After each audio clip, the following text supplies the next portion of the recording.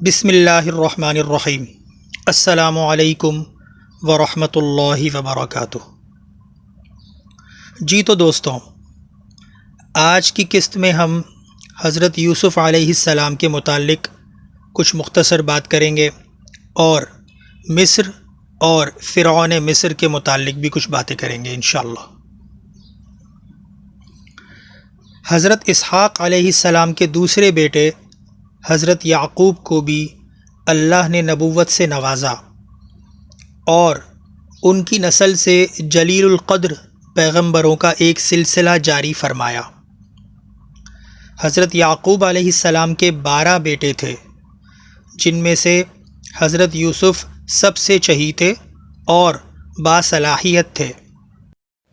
اللہ تعالیٰ نے ان کو بے مثال حسن بھی عطا فرمایا تھا۔ دوسرے بھائیوں نے حسد کی وجہ سے انہیں قتل کر دینا چاہا اور ایک کنویں میں پھینک دیا۔ اللہ تعالیٰ نے ان کی حفاظت فرمائی۔ قریب سے گزرنے والے ایک قافلے نے انہیں کنویں سے نکال لیا اور مصر کے بازار میں غلام بنا کر فروخت کر دیا۔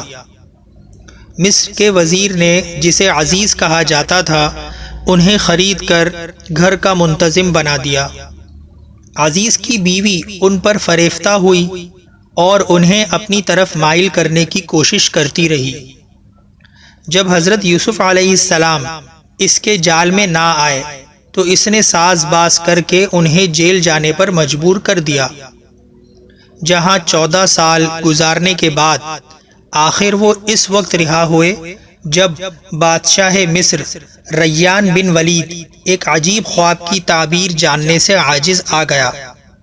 یہ تعبیر حضرت یوسف علیہ السلام نے بتائی اور بادشاہ نے ان کے علم سے متاثر ہو کر انہیں نہ صرف رہا کرنے کا حکم دیا بلکہ اپنا وزیر خزانہ بنا دیا۔ اقتدار ملنے کے بعد حضرت یوسف علیہ السلام نے اپنے بھائیوں اور والد کو بھی اپنے پاس مصر بلا لیا۔ حضرت یوسف علیہ السلام کا انتقال 110 سال کی عمر میں ہوا۔ اس کے 64 سال بعد بنی اسرائیل کے سب سے بڑے پیغمبر حضرت موسیٰ علیہ السلام کی ولادت ہوئی۔ مصر اور فراعنہ مصر۔ مصری تہذیب دنیا کی قدیم ترین تہذیبوں میں سے ایک تھی۔ حضرت نوح علیہ السلام کا پوتا بیسر بن حام طوفان نوح کے بعد اپنے کنبے کے 30 افراد کے ساتھ وادی نیل میں اترا اور موجودہ قاہرہ سے 12 میل یعنی 19 کلومیٹر دور منف کو آباد کیا۔ بیسر کے بیٹے مصر نے طویل عمر پائی اور قبیلے کو منظم کیا۔ اس کے کارناموں کی وجہ سے یہ علاقہ اس کے نام سے موسوم ہو گیا۔ مصر میں آباد ہونے والے زیادہ تر لوگ غیر ملکی تھے۔ ان میں قبطی بھی تھے، عمالقہ بھی اور یونانی بھی، مگر قبطی اکثریت میں تھے۔ یہ علاقہ پردیسیوں کے لیے عمدہ جائے پناہ ثابت ہوتا رہا۔ مستقل امن اور وادی نیل کی زراعت نے خوشحالی کو جنم دیا۔ اہل مصر فن کیمیا، تعمیرات اور دوسری صنعتوں میں ماہر ہو گئے۔ عقیدے کے لحاظ سے یہ بے راہ روی کا شکار تھے اور سورج کی پرستش کرتے تھے۔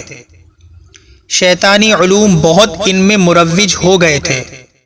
مصر کا جادو دنیا بھر میں مشہور تھا۔ مصر کی حکومت اولاد مصر میں منتقل ہوتی رہی۔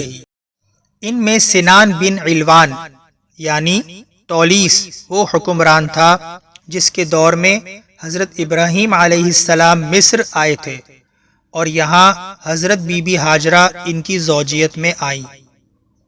سنان کے بعد اس خاندان کا زوال شروع ہو گیا۔ یکے بعد دیگرے 2 عورتیں برسر اقتدار آئیں، جن کی کمزوری سے فائدہ اٹھا کر شام کے عمالقہ نے مصر پر قبضہ کر لیا۔ مصر میں عمالقہ کا پہلا بادشاہ ولید بن دومخ تھا، جو گائے کا پجاری تھا۔ اس نے سب سے پہلے فرعون کا لقب اختیار کیا۔ بعد میں نہ صرف مصر کے ہر آنے والے بادشاہ کو فرعون کہا جانے لگا، بلکہ بعض مورخین سابقہ شاہان مصر کو بھی فرعون کہہ کر یاد کرنے لگے، حالانکہ انہوں نے یہ لقب اختیار نہیں کیا تھا۔ ولید کے بیٹے ریان کے زمانے میں مصر کی سرزمین کو حضرت یوسف علیہ السلام جیسا وزیر نصیب ہوا۔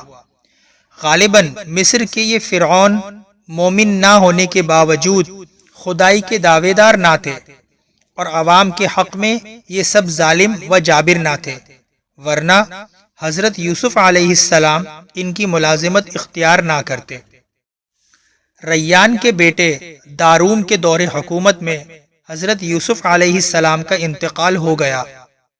مصر کے مقامی لوگوں نے اس عظیم پیغمبر سے اقتصادی بحران سے نجات اور معاشی ترقی کا تو فائدہ حاصل کیا، مگر ان کی روحانی تعلیمات کی طرف کوئی توجہ نہ دی، بلکہ حضرت یوسف علیہ السلام کے انتقال پر انہوں نے یہ سمجھ کر کہ ایمانی فیض کا یہ چشمہ بند ہو گیا ہے، کہا ان کے بعد اللہ کوئی اور پیغمبر نہیں بھیجے گا۔ اس کے ساتھ ساتھ اہل مصر کو دنیاوی معیشت و تعمیرات میں مزید انہماک ہو گیا، اور وہ راہ خدا سے بہت دور چلے گئے۔ ولید بن مصعب خدائی کا دعوے دار پہلا فرعون مصر، بدعمالیوں اور بدعقیدگی کے نتیجے میں مصر سیاسی بحران کا شکار ہو گیا۔ قبطیوں کے ایک فرد ولید بن مصعب نے، جو سرکاری پولیس افسر تھا، عمالقہ کی حکومت کا چراغ گل کر دیا۔ مصر میں قبطی چونکہ اکثریت میں ہو چکے تھے، اس لیے وہ ولید بن مصعب کی قیادت پر بڑے خوش ہوئے۔ وہ جانتے نہیں تھے کہ یہ شخص ان کی مکمل تباہی کا سبب بنے گا۔ بادشاہت قبطیوں میں منتقل ہونے سے بظاہر مصر کو استحکام حاصل ہوا۔ ولید بن مصعب کا مصر کا سب سے زور آور فرعون بن گیا۔ اس نے تعمیراتی کام کرائے، فوج کو بے حد مضبوط کیا، اور آخر میں اپنی طاقت اور عوامی مقبولیت کو دیکھتے ہوئے خدائی کا دعویٰ کر دیا۔ ادھر حضرت یوسف علیہ السلام اور ان کے بھائیوں کی اولاد بڑھتے بڑھتے 12 قبیلوں میں تبدیل ہو گئی تھی، جنہیں بنی اسرائیل کے نام سے پکارا جانے لگا تھا۔ یہ لوگ یعقوب علیہ السلام کے دین پر قائم اور مصر کی مشرکانہ تہذیب و ثقافت سے محفوظ تھے۔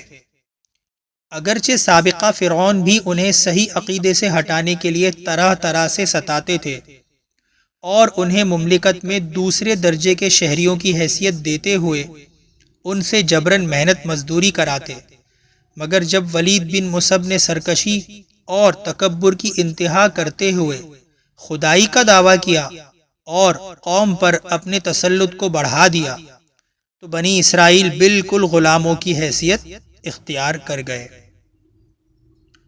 جزاکم اللہ خیرا۔ جی تو دوستوں، یہ تھی آج کی قسط حضرت یوسف علیہ السلام اور مصر کے حوالے سے چند باتیں ہوئیں۔ انشاءاللہ اگلی قسط میں ہم حضرت موسیٰ علیہ السلام کے بارے میں بات کریں گے۔ السلام علیکم ورحمۃ اللہ وبرکاتہ۔